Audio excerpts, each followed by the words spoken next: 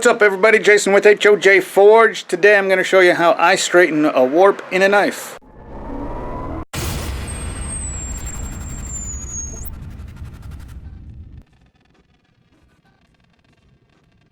Alright, so before we get to this, I want to remind everybody that if you're looking for anything that I forge, any of the knives that I might have for sale or anything else, I do have an Etsy account, an Etsy page, and I do post it as often as I can on my website.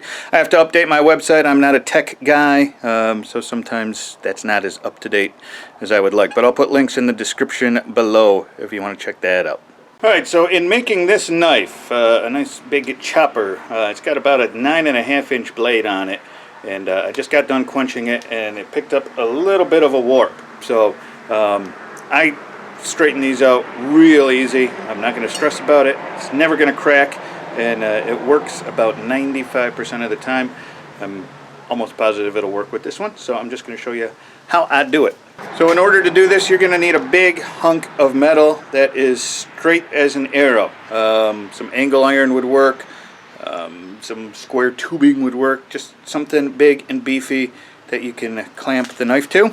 And then you're going to need 3 metal clamps that will clamp the knife to that.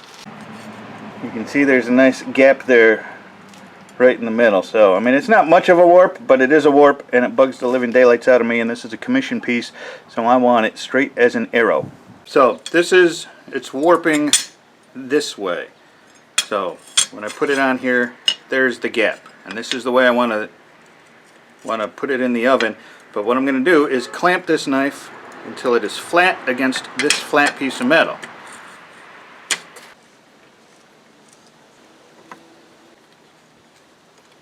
Alright, that looks pretty good. So now I'm going to temper this in the oven like I normally would.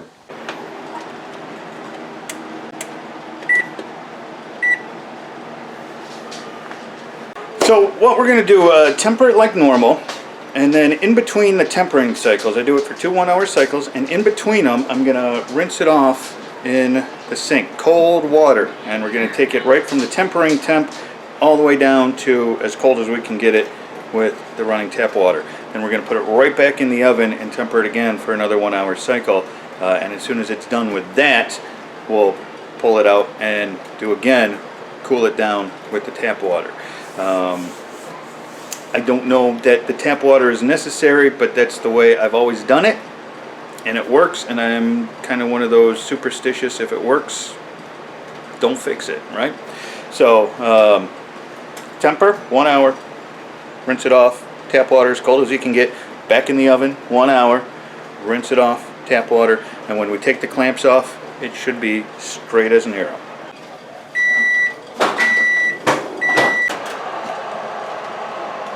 So now we got to cool it off,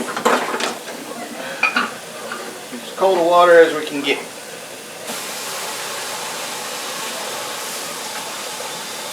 So the odds are that the warp is gone already. We could probably take this off and the warp would be gone, but again, if it ain't broke, don't fix it. I've always done 2 cycles, we're doing 2 now.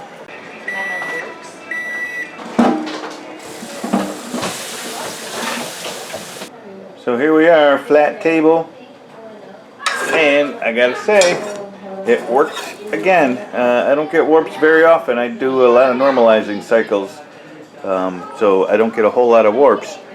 But once again, clamping it to a straight edge and tempering it, got the warp right out. Alright guys, so just a quickie, but I don't know.